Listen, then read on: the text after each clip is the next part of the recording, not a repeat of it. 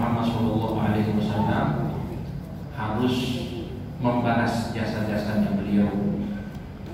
Ya, salah satu cara yang utama ialah dengan menghidupkan ajaran beliau di dalam dirinya sendiri.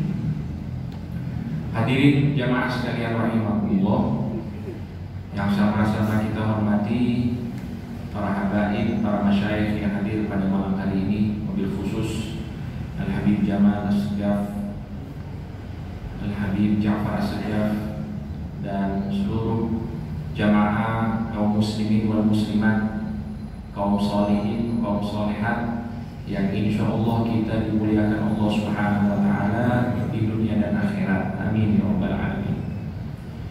Nabi Muhammad sallallahu alaihi wasallam telah mengajarkan kita bahwa ketika masuk di bulan Rajab, hendaklah setiap dari kita banyak-banyak berdoa kepada Allah Subhanahu wa taala.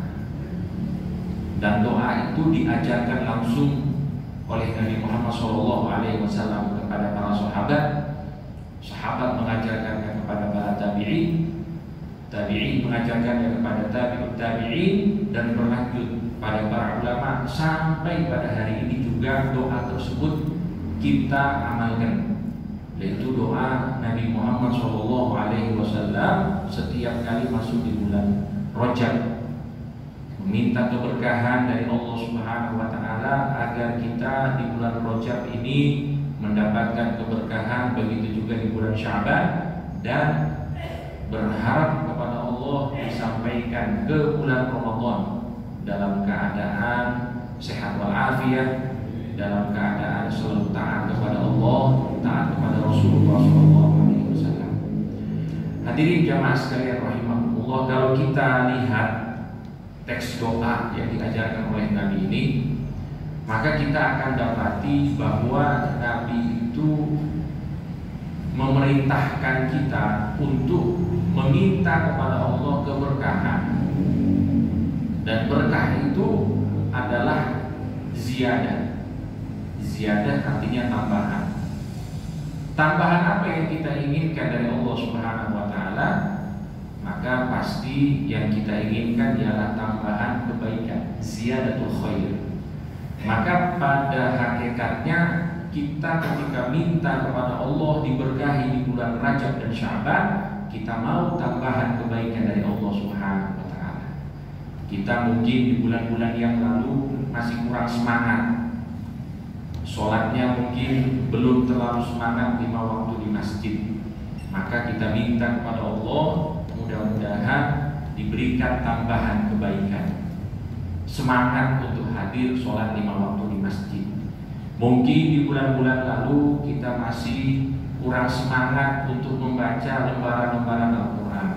Maka di bulan Rajab dan Sya'ban ini kita minta kepada Allah supaya lebih semangat lagi, dan ibadah-ibadah yang lainnya. Intinya ketika seseorang meminta keberkahan kepada Allah Subhanahu wa taala, berarti ia meminta tambahan kebaikan. Dan itulah yang kita harapkan. Supaya apa? Supaya kita itu ketika masuk ke bulan Ramadan benar-benar sudah siap. Jadi tema kita pada malam hari ini ialah membersihkan diri di bulan Rajab. Jadi dari bulan Rajab itu Nabi sudah ingatkan bahwa banyak-banyaklah berdoa. Nabi ingatkan bahwa banyak-banyaklah melakukan istighfar di bulan Rajab. Kenapa hal ini diperintahkan oleh Nabi sejak bulan Rajab? Yaitu tadi jawabannya, supaya kita itu sudah mengambil ancang-ancang yang akan kita sambut. Ini adalah tamu yang agung, bulan suci Ramadan, yang dikatakan oleh para ulama, apabila bulan ini baik, maka seluruh bulan-bulan dalam 1 tahun akan membaik. Ini sentral dari bulan setahun. Dari banyak bulan setahun itu sentralnya Ramadan. Maka kalau kita baik di bulan Ramadan, insya Allah selama setahun itu kita akan menjadi baik. Itu yang kita harapkan. Sehingga apa? Untuk itu kita harus ada persiapan. Nabi mengajarkan doa itu secara tersurat, secara tersirat. Nabi menginginkan kita supaya mulai bersiap-siap. Mulai bersiap-siap. Ya, kalau kita gambarkan, kita ini misalnya orang yang ingin menyambut tamu. Menyambut tamu itu ya pastinya harus banyak persiapan. Dan persiapan yang paling pertama kita lakukan persiapan diri, supaya kita itu enak ketika bersama tamu kita. Tamu kita nyaman dengan kita. Yang dalam hal ini bulan Ramadan adalah tamu kita. Maka bagaimana bulan Ramadan itu nyaman dengan kita? Untuk itu kita harus mulai bersiap-siap, mulai membenah diri supaya kita benar-benar siap untuk menyambut bulan suci Ramadan. Jamaah sekalian rahimahullah. Jadi bagaimana cara kita menyambut bulan suci Ramadan? Nah, tadi saya sudah ibaratkan bahwa Ramadan ini tamu dan kita adalah tuan rumahnya. Jadi kalau kita ingin menyambut tamu, berarti kita harus siap-siap. Persiapan yang paling pertama ialah bersihkan diri terlebih dahulu. Bersihkan diri. Setelah kita bersihkan diri, kemudian kita pakai baju yang bagus-bagus. Kita berhias, kita memakai wewangian. Maka dengan itu insya Allah tamu kita akan nyaman. Oleh karena itu, jamaah sekalian, ulama mengatakan bahwa bulan Rajab ini adalah bulan untuk kita menanam. Ya, menanam itu artinya mulai melakukan kebaikan. Kemudian nanti di bulan Sya'ban kita menyiram tanaman kita supaya berkembang. Nanti di bulan Ramadan kita panen. Nah, layaknya seorang yang ingin menyambut tamunya, maka dia harus bersih-bersih dulu. Sebelum dia berhias, dia harus bersih-bersih dulu. Karena tidak elok orang itu berhias sedangkan dirinya belum bersih. Bisa kita bayangkan, mohon maaf, orang seminggu gak mandi misalnya. Kemudian dia pakai baju bagus, dia pakai wangi-wangian. Kira-kira baju yang bagus dan wangian yang dia pakai itu akan memperindah dirinya atau tidak? Sama sekali. Karena dirinya masih kotor. Dan kotornya diri kita ini bukan secara fisik, tapi secara batin. Yang mana di bulan-bulan yang lalu terlalu banyak dosa yang kita lakukan. Untuk itu sebelum kita hiasi diri kita dengan banyak amal ibadah, maka mulailah membersihkan diri dengan bertaubat kepada Allah Subhanahu wa taala. Sehingga bulan Rajab ini adalah bulan taubat. Bulan kita kembali kepada Allah Subhanahu wa taala. Bulan kita banyak minta ampun pada Allah Subhanahu wa taala. Dan itulah yang diajarkan oleh Nabi kita Nabi Muhammad sallallahu alaihi wasallam. Setelah kita di bulan Rajab sudah bersih dengan banyak taubat, dengan banyak istighfar, di bulan Sya'ban kita perbanyak amal ibadah. Sehingga nanti di bulan Ramadan akan lebih siap lagi untuk menyambut bulan suci Ramadan. Itulah yang kita inginkan jamaah sekalian dari pertemuan kita pada malam hari ini. Membersihkan diri di bulan Rajab. Di sini di dalam kitab Tanbihu Al-Muqtarrin karya Imam Asy'ari, ya, mari sama-sama kita mengkaji bab tentang taubat dan istighfar. Tapi sebelumnya saya ingin tahu dulu, mungkin ada dari para jemaah yang bisa membedakan mana istighfar, mana taubat. Kalau sudah tahu bedanya, mana yang kita dahulukan, taubat atau istighfar dulu? Taubat atau istighfar? Taubat atau istighfar? Jawabannya adalah taubat dulu. Harus taubat dulu. taubat, kemudian istighfar. Ya, kita berbuat salah. Sebelum berbuat salah itu, ya pasti terlepas dia sengaja ataupun tidak, tetap kita berbuat salah. Dan cara kita untuk bisa keluar dari kesalahan kita itu, pertama kali yang harus kita lakukan adalah taubat. Dan makna dari taubat ialah menyesal. Kenapa saya berbuat itu? Itu yang pertama. Setelah kita menyesal, baru kita minta maaf. Orang kalau berbuat salah langsung minta maaf, tidak ada penyesalan di dalam hatinya, maka istighfarnya ini dikatakan oleh para ulama istighfar al-kaddabi, istighfarnya para pembohong, minta ampun tapi tidak menyesal. Maka yang didahulukan itu ialah taubat terlebih dahulu. Untuk itu Allah Subhanahu wa taala berfirman di dalam Al-Qur'an, afala yatubuna ilallahi wa yastaghfiruna. Apakah mereka tidak bertobat kepada Allah kemudian istighfar? Jadi urutannya seperti itu. Taubat terlebih dahulu, kemudian istighfar. Tadi sudah saya sampaikan bahwa taubat itu intinya ialah menyesal. Sebagaimana Nabi Adam alaihissalam menyesal atas kesalahan yang beliau lakukan. Jadi makna taubat yang inti itu ialah menyesal. Tapi nanti setelah kita mendapatkan makna taubat yaitu menyesal, kita melakukan kesalahan, kita menyesal. Nanti dari penyesalan ini ada konsekuensi, ada ciri-ciri orang yang menyesal itu seperti apa. Untuk itu para ulama di dalam menulis syarat-syarat taubat itu bukan cuma menyesal.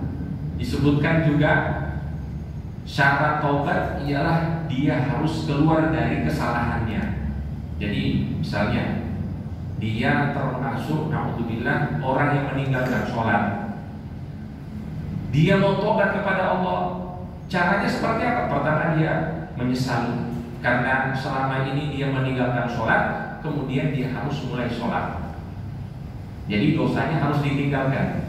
Itu konsekuensi dari tobat. Bohong kalau misalnya saya menyesal tapi dosanya tetap dilakukan. Karena konsekuensi tobat ialah meninggalkan dosa. Kemudian disebutkan oleh para ulama yang kedua, al-azmu alla ya'uda ilaih. Punya komitmen di dalam hatinya untuk tidak kembali melakukan dosa. Itu tobat. Jadi setelah menyesal, dia harus keluar dari dosanya, kemudian membangun komitmen di dalam hatinya untuk meninggalkan dosa itu selama-lamanya, sepanjang umurnya. Nah, dengan itu maka tobat akan sempurna. Tapi ingat bahwa inti dari tobat ialah menyesal.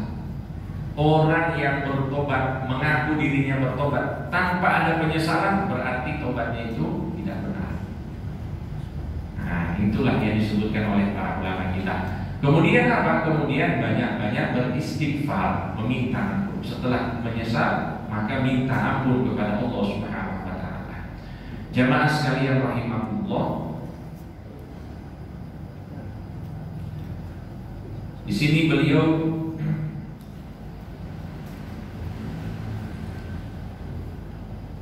menjelaskan kepada kita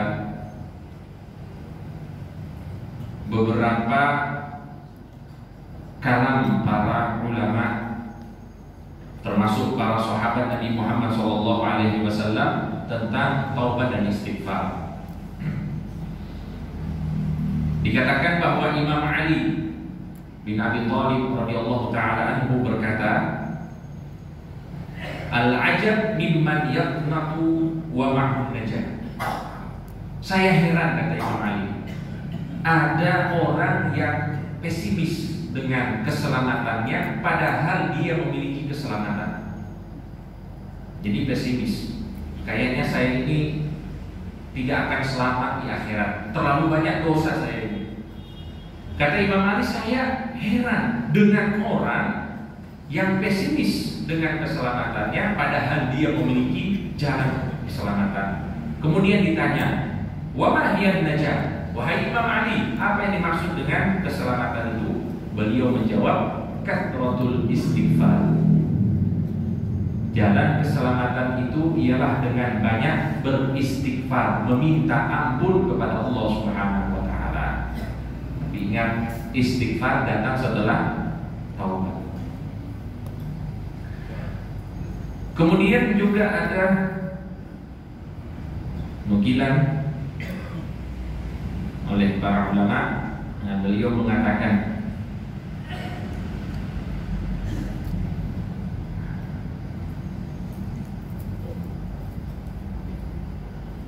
Kana Abu Abdillah Al-Antaki yaqul. Ini beliau menjelaskan kepada kita tujuan orang itu bertobat dan istighfar. Tujuan kita bertobat dan beristighfar itu apa? Supaya adab Allah itu diangkat dari kita dan diganti dengan rahmat. Itu tujuannya. Dan beliau menunjukkan kepada kita caranya seperti apa. Cara untuk mendapatkan rahmat Allah dan menjauhkan adab dari diri kita. Beliau menjelaskan kepada kita, tarku maksiatin wahidatin wa in saburat arja lirrahmati min alfi hajjah. Meninggalkan satu maksiat, meninggalkan satu dosa. Di saat kita mampu melakukan maksiat ataupun dosa tersebut, kemudian kita tinggalkan, itu jauh lebih bisa mengharapkan rahmatnya Allah dibandingkan 1000 kali haji. Jadi banyak amal tapi masih lakukan dosa, masih kurang. Lebih baik bisa meninggalkan dosa, kemudian amalnya mungkin tidak terlalu banyak. Karena apa? Karena dengan meninggalkan maksiat itu akan mengundang rahmatnya Allah Subhanahu wa taala. Nah, jadi ini beliau tunjukkan kepada kita ini kan para pencari rahmat Allah. Jangan kita terlalu banyak beramal tapi dosa juga jalan. Nah, beliau ingin mengingatkan kita seperti itu. Kalau ingin cepat dapat rahmatnya Allah, berusaha untuk tinggalkan maksiat ketika kita mampu untuk melakukannya, maka itu akan lebih mudah untuk mengundang rahmatnya Allah Subhanahu wa taala.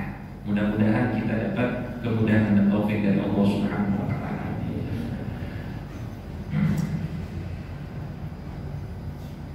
Kemudian beliau menukil perkataan Rabi'ah Al-Adawiyah. Rabi'ah Al-Adawiyah juga seorang tokoh sufi dari kalangan wanita. Beliau ini terkenal dengan maqam mahabbah, kecintaan yang sangat luar biasa kepada Allah Subhanahu wa taala. Dulu ini cerita, saking beliau itu cinta kepada Allah Subhanahu wa taala, Rabi'ah pernah ditanya, Rabi'ah, apakah kamu benci kepada setan? Setan itu kan musuh kita. Apakah kamu benci kepada setan? Kata Rabi'ah, hatiku ini sudah penuh dengan cinta kepada Allah Subhanahu wa taala, maka tidak ada ruang sedikit pun untuk benci kepada siapapun, termasuk kepada setan. Udah full dengan cinta kepada Allah Subhanahu wa taala. Kalau kita ini masih banyak yang kosong, ruangnya masih banyak yang kosong, sehingga yang untuk benci orang mudah.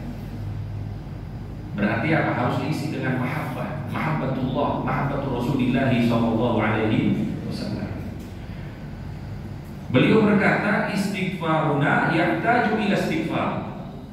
Istighfarnya kita ini, meminta ampunnya kita kepada Allah ini masih butuh istighfar lagi. Apalagi kalau kita istighfarnya tujuannya bukan istighfar. Sering kali kita seperti itu dan kita tidak sadar. Kita lihat misalnya saudara kita melakukan kesalahan, kita istighfar. Astagfirullah, kok ente seperti itu? Itu kalau kita tanya diri kita sendiri, kita itu istighfar atau ngejek saudara kita? Kita ngejek saudara kita dengan kata-kata istighfar. Ini istighfarnya sudah salah ini. ucapan yang mulia tapi tujuannya tidak mulia. Astagfirullah, astagfirullah, padahal tujuannya untuk menjatuhkan orang lain. Untuk itu beliau berkata, istighfaruna yahtaju ila istighfar. Istighfar kita ini masih butuh dengan istighfar. Kenapa? Min adami sidqi fihi. Karena ketika kita beristighfar, kita tidak sungguh-sungguh dalam istighfar. Untuk itu jamaah sekalian, ketika kita istighfar, apalagi kita di bulan Rajab ini, pada subuh, pada isya, kita baca Rabbil firli warhamni wa tub alayya, itu hadirkan penyesalan. Hadirkan di dalam hati kita benar-benar meminta ampunan dari Allah Subhanahu wa taala. Setiap kali kita ucapkan itu, kita hadirkan di dalam hati, supaya kita itu di dalam beristighfar termasuk orang-orang yang bersungguh-sungguh di dalam istighfar. Kemudian beliau juga menukil di sini. Ini kemuliaan. Nah, kemuliaan orang-orang yang bertobat atau orang-orang yang sering bertobat. Jadi ada dua istilah. Ada namanya at-taib, ada yang kedua at-tawwab. Nah, at-taib ini orang yang jarang tobat.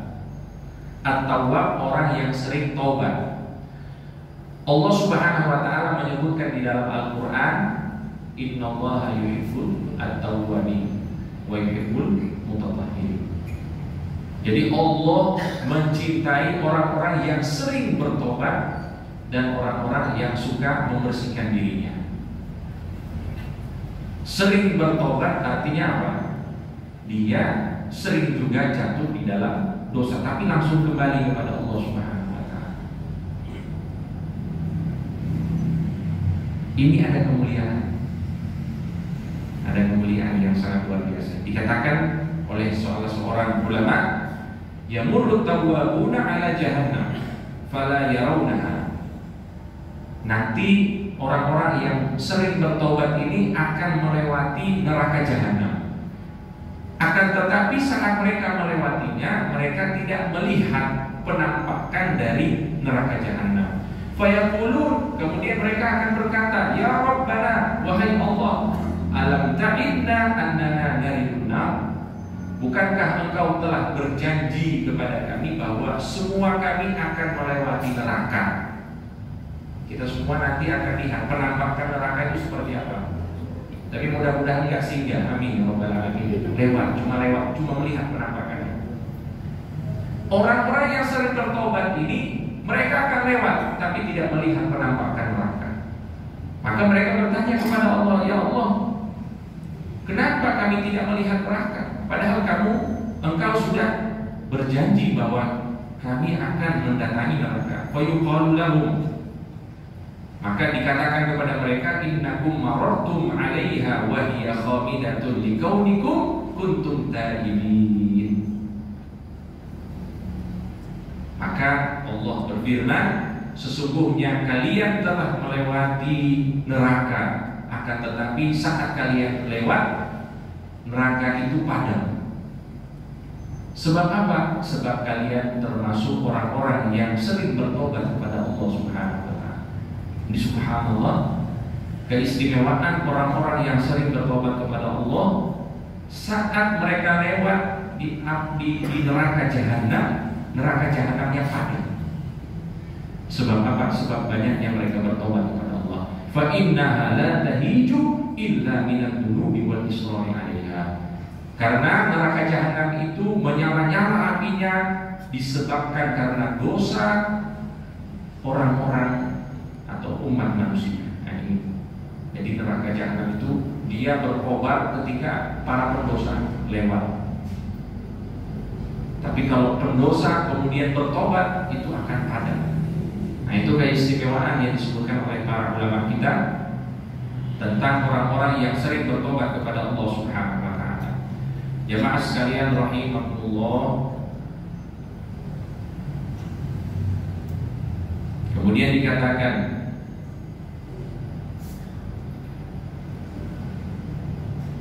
oleh Imam Ali bin Abi Thalib radhiyallahu taala anhu, khiyarukum kullu mudhnibin tawwab. Sebaik-baik kalian ialah setiap yang berdosa dan kembali bertobat kepada Allah Subhanahu wa taala. Kemudian Imam Ali membacakan ayat tadi, innallaha yuhibbut tawwabin.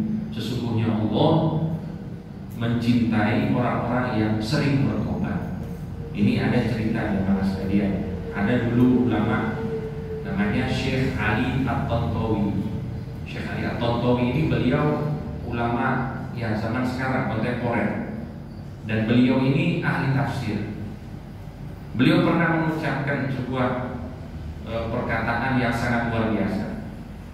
Ini beliau ulama, alim, kemudian mengamalkan ilmu, ahli ibadah dan luar biasa. Tapi kata beliau begini, saya itu sudah membaca Al-Quran dari awal sampai akhir.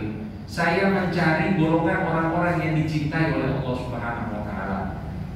Maka saya menemukan bahwa Allah mencintai orang-orang yang bersyukur. Ternyata ketika saya lihat diri saya tidak termasuk orang-orang yang bersyukur. Allah mencintai orang-orang yang sabar. Ternyata saya juga bukan golongan orang-orang yang sabar. Allah mencintai orang-orang yang khusyuk. Ternyata saya juga bukan orang-orang yang khusyuk. Tapi saya gembira ketika membaca firman Allah, sesungguhnya Allah mencintai orang-orang yang sering bertobat kepada Allah. Nah ini bisa dilihat. Soalnya saya berdosa, saya ini sering melakukan dosa, maka pasti masih ada kesempatan untuk bertobat kepada Allah. Dan itu adalah cara supaya dapat cintanya Allah Subhanahu wa ta'ala. Kalau mau ngaku syukur susah, kita syukur susah, setiap waktu susah. Menjadi abdul syakur susah sekali. Maka kita berharap menjadi abdul tawwab yang sering bertobat kepada Allah Subhanahu wa ta'ala. Dengan itu kita bisa mendapatkan cinta Allah Subhanahu wa taala. Amin ya rabbal alamin. Nah, kemudian jamaah sekalian yang dirahmati Allah, di sini ada pendapat ulama. Ini pendapat ulama. Ini supaya kita mengambil iktibar ya, sama-sama pelajaran tentang lafaz istighfar. Kita kan sering istighfar. Alhamdulillah setiap habis sholat, setiap pagi, setiap petang, sebelum tidur, bangun tidur, istighfar. Nah, beliau berkata, Al-Imam Rabi' bin Khaitam, la yaqul ahadukum, janganlah sekali-kali di antara kalian berkata astaghfirullah wa atubu ilaih. Ini pendapat beliau. Janganlah kalian berkata astaghfirullah, aku meminta ampun kepada Allah, aku memohon ampun kepada Allah dan bertobat kepada Allah. Itu artinya fayaqulu dzalika dzanban wa kadiban illam yaf'al. Jadi jangan bilang astaghfirullah wa atubu ilaih kemudian tidak meninggalkan dosa. Dosanya jalan, istighfarnya jalan. Nah itu maksudnya. Astaghfirullah wa atubu ilaih, saya minta ampun kepada Allah dan saya bertobat kepada Allah, tapi dosanya jalan. Jangan katanya. Sebab apa? Sebab ada dua musibah. Yang pertama dosa, yang kedua bohong. Ucapannya ini adalah dosa dan yang kedua adalah bohong. Walakin akan tetapi dia pun katakanlah Allahumma firli, ya Allah ampunilah aku, wa tub alayya, dan terimalah taubatku. Jadi bukan mengatakan saya beristighfar, memohon ampun kepada Allah, saya bertobat kepada Allah, karena itu pengakuan. Tapi kata beliau, katakanlah Rabbi firli wa tub alayya, ya Allah ampunilah permohonan dan terimalah taubatku, permohonan. Maka kalau dengan ini kita akan bebas dari pengakuan diri kita bahwa kita ini orang yang beristighfar dan orang yang bertobat. Itu maksudnya. Jadi supaya nggak ngaku-ngaku, katanya katakan Rabbi firli wa tub alayya. Ini pendapat ulama. Kemudian beliau dikatakan kepadanya, faqila lahu inna qaulal abdi astaghfirullah qad warada fi sunnah. Bukankah Nabi Muhammad SAW telah mengajarkan setiap di sholat baca astagfirullah, astagfirullah. Itu kan sudah ada riwayatnya. Nabi sudah ajarkan. Kok kamu bilang jangan katakan itu? beliau, "Dzalika fi haqqis shadiqin." Kata beliau, ucapan astagfirullah itu pantas diucapkan bagi mereka yang sungguh-sungguh di dalam istighfar dan taubat kepada Allah Subhanahu wa taala. Kalau kita yang setengah-setengah ini jangan istighfar tapi dosanya jalan. Bilang aja Rabbighfirli wa tub alayya, atau seperti yang biasa kita baca 70 kali, Rabbighfirli warhamni wa tub alayya, minta. Jadi bentuknya itu memohon kepada Allah, bukan mengaku saya taubat. Karena kalau bentuk itu katanya itu bagi orang-orang yang sungguh-sungguh di dalam beristighfar dan bertobat kepada Allah Subhanahu wa taala. Tapi ini pendapat beliau. Bahkan Ibnu Abbas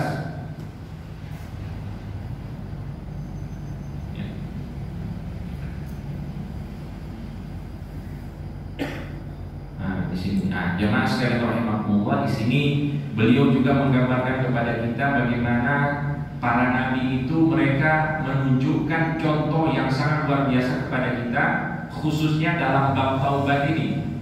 Nabi itu diutus oleh Allah selain mengajarkan syariat juga sebagai contoh, suri tauladan untuk kita semuanya. Termasuk ini Nabi Daud alaihissalam. Nabi Daud alaihissalam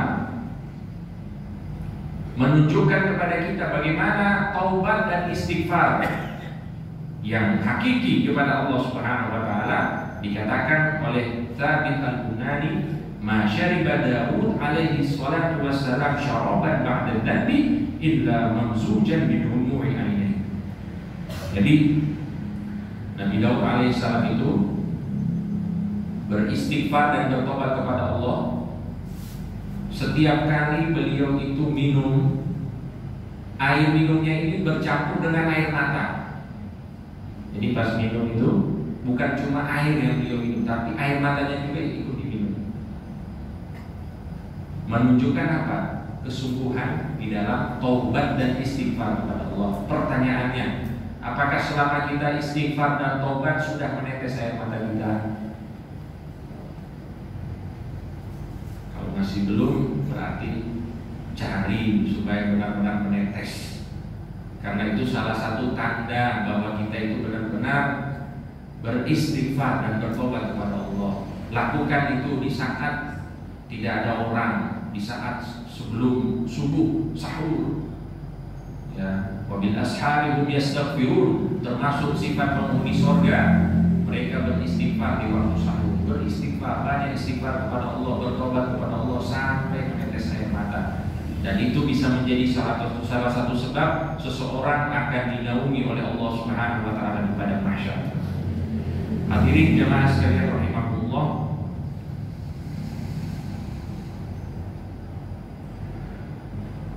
kemudian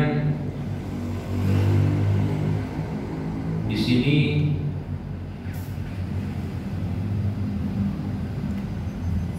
Imam Hasan al-Basri pernah ditanya. Nah, Imam Hasan al-Basri ini juga imam besar, pasti kita sudah kenal semuanya. Imam Hasan al-Basri pernah ditanya, ada satu kasus kan, dan ini pasti ada hubungan dengan kita. Beliau ditanya, "Mada taqulu fi man yatubu tsumma yanqudu?" Apa pendapatmu tentang seseorang yang bertobat kemudian dia melakukan dosa, tsumma yatubu tsumma yanqudu wa hakadha? Bagaimana pendapatmu seseorang yang bertobat kemudian dia lakukan dosa, kemudian bertobat, kemudian lakukan dosa, dan seterusnya seperti itu? Faqala, maka Imam Hasan al-Basri berkata, "Ma'arahu illa mu'mina." Pendapatku tentang orang ini, dia adalah orang mukmin. Dia lakukan dosa, dia tobat, dosa, tobat. Oh, ini orang mukmin katanya. Fa'ala akhlaqal mukmin. Yang dia lakukan adalah akhlaknya orang mukmin. Karena termasuk akhlak orang mukmin tadi taubat, selalu bertobat kepada Allah Subhanahu wa taala. Nah, jadi masih ada kesempatan untuk kita semuanya jemaah sekalian. Jangan pesimis. Ingat kata Imam Ali bin Abi Thalib, Bagaimana mungkin seseorang itu pesimis dari keselamatan padahal dia memiliki jalan keselamatan? Apa itu? Kasratul istighfar, banyak-banyak beristighfar kepada Allah. Habib Umar bin Habib pernah mengingatkan kita, walaupun 1000 kali kita beristighfar melakukan dosa sehari, kemudian kita istighfar bertobat kepada Allah 1000 kali, itu tidak apa-apa. Yang penting selalu kembali kepada Allah Subhanahu wa Ta'ala. Tapi ini harus kita hayati, harus kita benar-benar yang dalam istighfar dan taubat kita kepada Allah Subhanahu wa Ta'ala. Dengan itu mudah-mudahan kita akan menjadi benar-benar bersih di bulan Rajab, dan insya Allah masuk di bulan Sya'ban kita sudah bisa lebih semangat lagi untuk melakukan amal ibadah, dan saat kita masuk di bulan Ramadan kita sudah benar-benar siap dan bersemangat untuk memanfaatkan dan mengambil banyak faedah dari bulan suci Ramadan dan banyak janji-janji dari Allah Subhanahu wa Ta'ala pada kita di bulan suci Ramadan. Amin ya rabbal alamin. Allahumma barik lana fi Rajab wa Sya'ban.